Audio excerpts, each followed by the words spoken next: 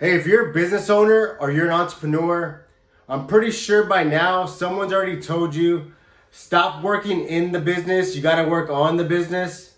I'm pretty sure you heard it. If you haven't heard it yet, I'm pretty sure you're gonna hear it by next week, right? So when you hear this, I guarantee you, but when you hear this, they're gonna say, stop doing all the work. You need to start hiring people to do the work, hire managers, hire this, hire that, right? So you say, okay, you know what, I'm gonna start doing that. So maybe you might hire a manager, maybe you might hire extra technicians, I don't know, whatever the case. The reason why I say technicians is because I came from a paint and body industry background. So I started off as a porter, washing cars, and then I became a body shop technician, I became a painter, and then I slowly hired some people. I learned to become a manager. I learned to have to be the role of an owner. So if you're a first-time business owner, you're wearing multiple hats in the business. You're wearing the technician hat, you're wearing the manager hat, you're wearing the owner hat, right? And so you have to juggle these three positions. And you know, it would be nice, you know, I'm gonna stop working in the business and I'm gonna work on the business. I'm just gonna hire a bunch of people and let them, you know, run the business for me, and I'm just gonna collect a check, right? That would be nice. That's how we all kind of play it out in our head, right? But it doesn't work like that, okay? In order for you to have a successful business, this is probably one of the reasons why most small business, they fail, because they probably took that dumb advice from someone that says stop working in your business and work on your business, right? They took that advice and they gave the keys to someone else. They let someone else run their business. They let some other technicians just do what they wanted to do.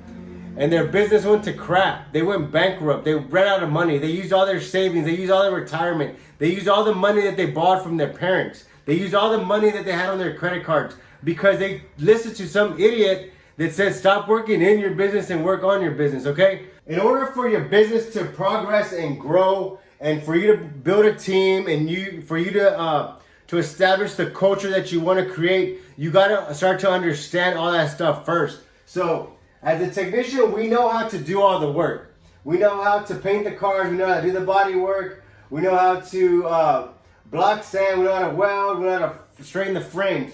This applies to most any industry, okay? This can be if you're a nail salon, if you know how to do the nails, carpenter, you know how to cut the wood, you know how to frame, whatever, right? So technical work is anything that involves doing the work, okay? Management work is a different thing. Management is managing the technicians, so you're managing the people, okay? But as a manager, you also gotta know some skills. You gotta know different personalities, how to delegate, how to read people, manage your time. There are some things that you need to learn in this area. And so in order for you to learn this stuff, you got to be educating yourself. You gotta be getting coached. You gotta have a mentor. You gotta be constantly learning and developing yourself as a manager, okay? At the same time, I'm telling you, owning a business is work, okay? If you think it's gonna be some smooth little thing where you get to come in whenever you want and you get to do whatever you want, hey, it's a whole different ballgame if you wanna make money, okay? You know the technical work, now you gotta learn the management work, okay? At the same time, you're still having to wear the hat as an owner, right? But you fully don't understand this yet. You fully don't understand this yet. Okay, so you gotta learn all the skills a manager needs to manage a team. Okay? Once you develop as a manager, now you gotta learn, okay, what does an owner have to do?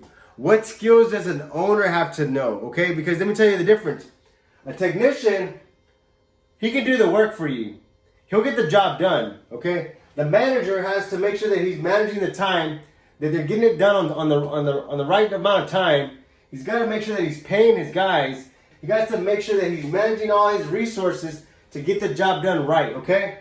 As an owner, those are bigger decisions. You gotta start reading financial reports. You got to figure out how the business is going to be structured, okay? How are you going to allocate your funds? How are you going to allocate the resource to make sure that you don't go out of business, okay? So you got to learn these skills too. If you expect to go from a technician to a CEO without developing yourself, without working in the business, without knowing what's going on, without knowing where your money's going, without knowing what kind of people you have on your team, without knowing what kind of culture you have in your environment, you're gonna be out of business, okay? So you got to stay working in your business. You got to stay working in your business, okay? And if you want to work on anything, if you want to work on anything, work on yourself. Make sure you're developing yourself. Make sure you're getting leadership skills. Make sure you're reading books. Make sure you're reading 2 or 3, 4 books a month. Make sure you're getting coaching. Make sure you have mentors. Make sure that you're growing yourself as an individual, as an owner, so that way you can develop your people and everything's consistent and your business starts to grow.